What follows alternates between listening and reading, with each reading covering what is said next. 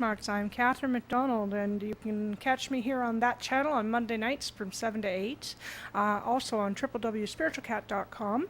Tonight we're talking to Irma Haggith. She is a Labyrinth emissary, facilitator, and coach. So I'm going to find out what all that means, but she's come probably on one of the hottest nights of the year, so thanks for coming out, Irma. How are you? I'm great. Thank you for having me. Oh, you're welcome. You're welcome. So you've brought all these wonderful tools, and so we'll talk about those as we come along. But tell me what a labyrinth emissary is. What do you do? Tell me a bit about who you are. Well, I like that word because to me it meant somebody who goes out and educates people about what labyrinths are and exposes them to them through a walk, and a facilitated walk is a great way to learn more about labyrinths. So I just like the sound of the word.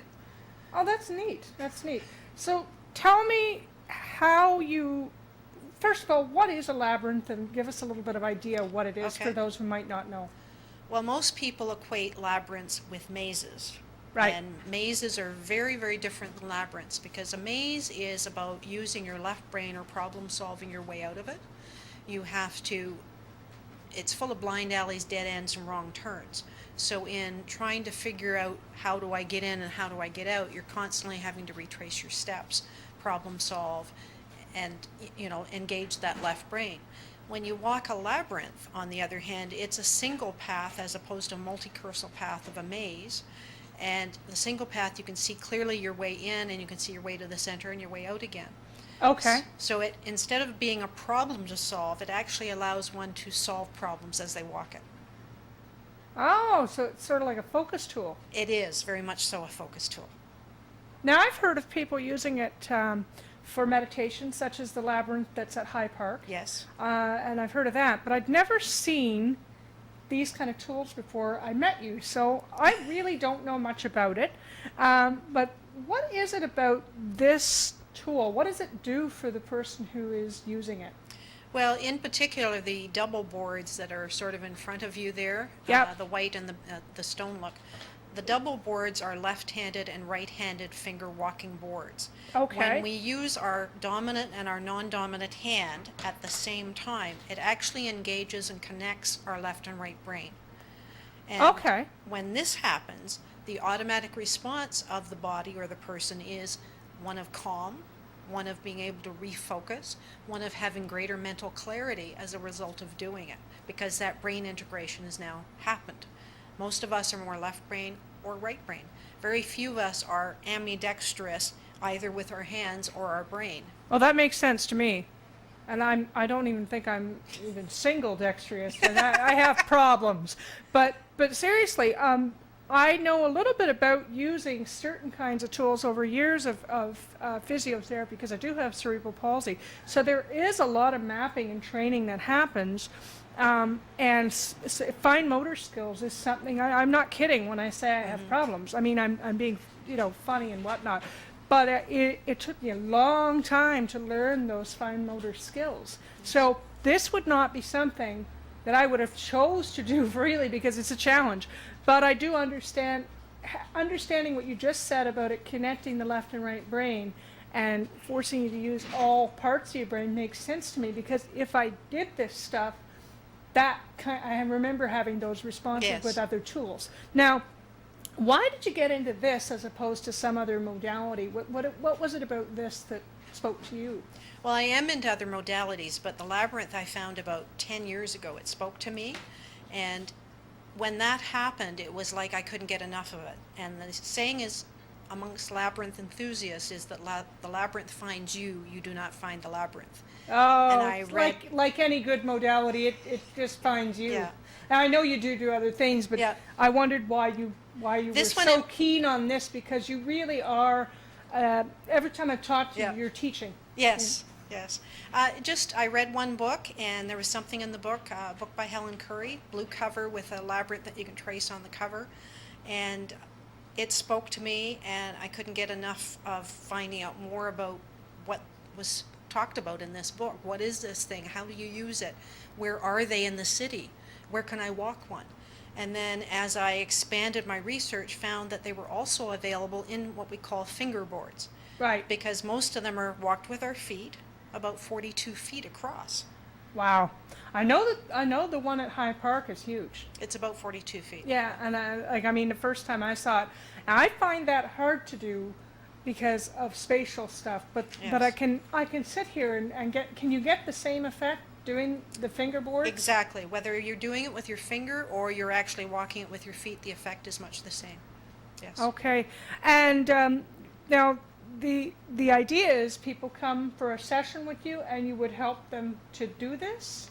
Well, I have used the Labyrinth. I used to have clients come and see me, and I had a Labyrinth rug from IKEA, only about 5 feet across, but with that complicated pattern on it. Wow. So you can imagine when I have a client walk this narrow path on this little carpet, they had to really focus. Right. But as I coached them through what they were trying to work on, something they were working through, or a problem to solve, or letting go of something, by the time they got to the center, they got their own ahas with just a gentle coaching process. Okay, so it's not the actual tool. You're using this as a way to access other thought processes Exactly. so that they can deal with whatever is in front of them in their Yes, lives. very much so. Okay, okay. So, where do you get, like, do you supply these? Do people, like, I don't know, you must give this to, like, you must work with schools and give them opportunities to purchase these and use them in part of program, because I can see them being very useful resources. Yes. Well, the white double labyrinth board is actually in some Montessori schools. As soon as Montessori schools saw it, and because they work with children in their classes with left and right brain, they got it and they bought them for their schools. They're not Okay. in all yet, but we're getting there. No, I just wondered because, I mean, I don't know, as an individual, I mean, I might buy a small one, but I see like a variety here. So I guess you're dealing with practitioners and other Yes. people as well. Yes, very Because much that's so. what I'm understanding. Yeah. So when you're doing this labyrinth, how long does it take? I guess it depends on the size of the labyrinth. Well, if you're walking one with your feet, it depends on how slow or how fast you walk, how big it is, how many circuits it has. Right. The one in front of you is what we call an 11 circuit chart. So Okay. there's a lot of switchbacks or left and right turns, or 180-degree turns back on themselves. Yeah. The 7 circuit, which is the left and right one here, it's a simpler pattern, not as many twists and turns. And this one would be the 7 circuits. Yes. One here. That's actually a lighter one than this. Yes, it's very, very thin and light. That one before. Yeah. Is this also 7 circuit? This is also a The second white circuit. one that I picked up before. But this well, is more for a clinical, hospital, school environment. They're made out of corian, which is antibacterial and antifungal, so perfect for hospitals. Labyrinths are very common in grief counseling and cancer as well. Okay. Okay. So where do when you do the grief counseling, or you do release work? Yes. So maybe we should talk a bit about the release work that you do and how you combine the tools, because you use this, because Yes. I haven't done release work. I've seen you do some with healing Yes. last week. Yes. So explain to me what release work is in your view, because different people have different ideas. Well, release work in my case is I do releasing on behalf of the client. So if there's something that they want to and they're ready to let go of, I just go up on their behalf and work to release it, and my body actually physically responds to the releasing of it. So like if I get into somebody's energy field, for instance, and they've got something going on, I will respond to their energy. So if they're frenetic, my body will become frenetic and in kind. So you're basically empathic and using Yes. your empathic ability Yes. to help people to release. Yes. Why do you suppose that do you amplify it and then help them release it? Do you think that's what's going on? Perhaps. It seems like lately I notice it happening more and more quickly and more easily for people. So I think it's sort of part of what I do. It's part of my responsibility to help people with this.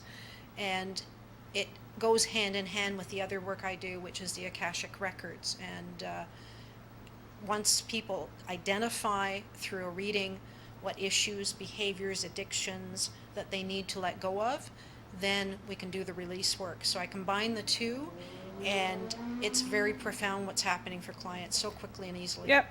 I can imagine, because I know what happens when I do my psychic readings, when I do the mediumship readings, where they get that chance to connect to the loved one that they might have lost, or whatever Yes. the case is. For those that are wanting to know more, I forgot to mention your website. I meant to do that. It's www.amazeyourmindlabyrinths.com. Thank you. Okay, we will make sure that all that information is in the description when it's put up in podcast. But if you are tuning in and you want to see, what else she's offering and read up a little bit, you've got a lot of information on your website. Yes. I did look through it a while ago, because we connected through, I think, LinkedIn. Yes, And, a while back. A while back, and I was like, what? Oh, okay, check this out. I'm always curious. So, how long have you been into the labyrinth stuff, as I call it? Labyrinths for at least 10 years or more, and Okay. holistic things, at least 20 years or more. So you've been in the different but compatible Yes. aspects of the industry. And if I can mention, my holistic things are on selfgrowth.com.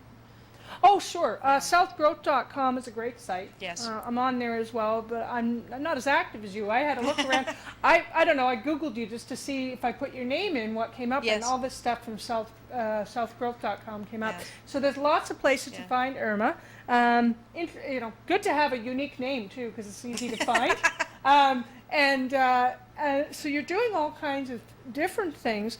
You've been in about 10 years. What are you discovering about your clients? What are people coming in with, and what are they leaving with? Well, people are really needing to know who they are, why they're here, what they're meant to be doing with their lives. People are needing methods of finding themselves. We call in Labyrinths the 3 R's of Labyrinths. Part of it is the going in process, the releasing process on the way in, and then the renewal process on the way out. What I do for clients is I reacquaint them with themselves, help them to release, and then they're renewed after the work is done. So it's kind of a neat thing. So I'm equating it to the labyrinth work, but it's different. That's really neat. Now, you mentioned something else about Akashic Records. Yes. How's that work? Because I've never had a reading done that way. Well, I call it the blueprint of your life. Okay. Who you are, why you're here, what you're meant to be doing. It's like, if you believe in reincarnation, then you believe that you helped write a script before you got here. Right. The people you're going to meet, people that might be your parents, your siblings, your aunts, your uncles, teachers, etc. People that will be catalysts in your journey for you to either keep on path, or if you get off path, to get back on your path. Right. So people come to me, and they come with about 20 questions. I have an email package I send out to them that sort of prompts them on what they might want to ask about. And a consent form, as with any modality, it's always done with their consent, not without. Yeah. And it takes about an hour and a half, because I like to allow time for conversation. I like to do the Akashic Records and then the release work afterwards. So, is it a trance-like reading, or No, how does that well, work for you? For me, it could probably be like a trance. Sorry, I've got to lose this. It might be very light. It's warm. It is a little warm in the studio, folks, so we just want our guests to be comfortable. It's like, it's sort of the way I access the records is through the use of a sacred prayer, and the prayer is used with the full name of the person. So your Okay. beginning, middle, and last name. So the name you're currently resonating with, and that aligns with the records of you, and that's why the consent is important. So the sacred prayer, between the sacred prayer and the use of the person's name, that energy is aligned for me to access the information on that person's behalf. Okay. And so then you just get the intuitions like I would with the Yes, psychic reading yes. after having done your your prayer and your setting everything up the way that Yes. you do. We all have our ways of working, so it's interesting for me because I've not had an opportunity to do that, and I've heard people talk about Akashic record readings, but I've had heard different things from different people, so everybody's process is a Yes. little different. Yes. So it's an hour and a half. They come with their selection of questions, and then you help them to work through that process, and then they find out what's blocking them and find out what's going on, and then where to work from there. Yes. When you do the reading, how many other sessions do you do with clients? Is there a certain number of sessions, or does it depend on the individual? Usually it's one, and then, depending on what's going on in their life, if they feel they need another one 6 months, a year down the road, they can always come back. But It's really with up the to them. labyrinth work, they can then. I use the labyrinth usually before we even do the reading. I'll have them sit down with the double labyrinth board and do that just to calm their nerves and to Oh. center them, because it's such a great centering tool. Okay. So I have them do that, and actually by watching somebody and just tell them quickly how to do and what to do with the board, and then I watch them, I can tell sort of their personality traits. Oh no, it's almost like handwriting analysis. And it is very much so. You can tell by the way they touch Very the much board. so. And even, if I watch somebody walk a labyrinth in a park or something, I watch them and I can sort of, okay, their personality's more this way or that way, or they're cautious, or they're very confident, or they take shortcuts, because sometimes people will jump over the lines, or they go to the center and they come back out and say, well, how many things don't you finish in your life? And so it really, the labyrinth is such a metaphor for our life. The journey. If you look at it that way and really watch people, it's amazing what you can get out of it just by watching. Well, that's neat. That's very neat. So with them doing that, do they then have a number of sessions with the releasing, or does that depend again? I try to get as much done in one session, Akashic Records and the release. If there's more release work, we do it another time, because I equate it to an onion. You come in, we take some layers of the onion off, we find out what needs to be worked on, we release it.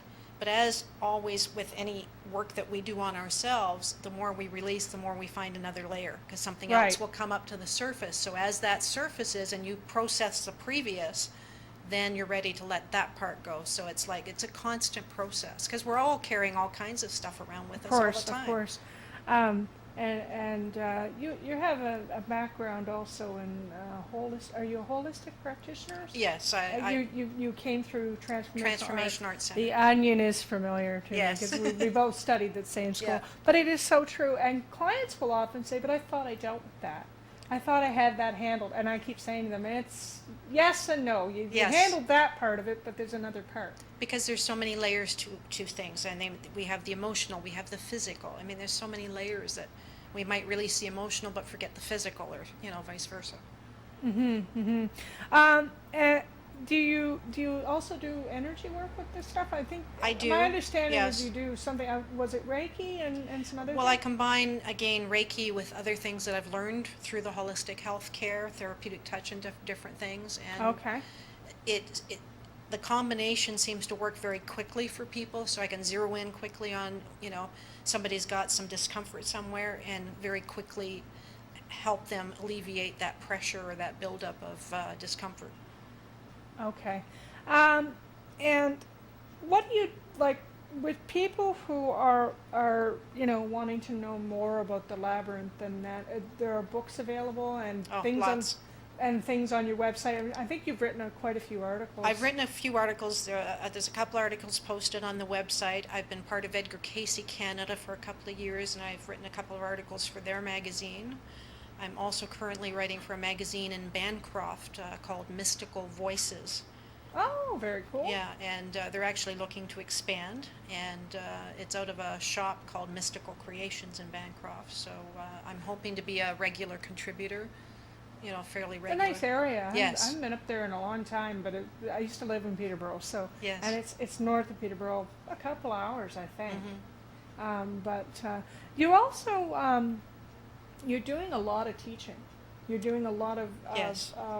seminars and different things. So you talk about that, as part of you get to the point where you're trying to teach people Mhm. instead of having them, not know. You're trying to give them the information. Now are you teaching different aspects of what you do? Well, I'm teaching mostly these days. I've been teaching about the labyrinth and bringing Okay. it into that part of the process, because people want to know what it is, how can you use it, the history of it. But it's also such a great tool for people to be able to find themselves and connect with themselves. When I went to Chartres is the famous labyrinth in the cathedral in France. When I went there the first time, it was just after I lost my parents. Right. And my automatic response when I got to the center was grief. It just allows you to be where you need to be. It allows you to be in the now. You have no choice when you walk a labyrinth but to pay attention to the Unless path. if you don't, you're going to trip over your feet. Yeah. Basically. But most of us aren't in the now. We're in the past. We're in the future. Very Right. few of us are in the present. Well, that is so true. That is so true. We'll take our first brief break. You're listening to Psychic Street Smarts. I'm Catherine MacDonald.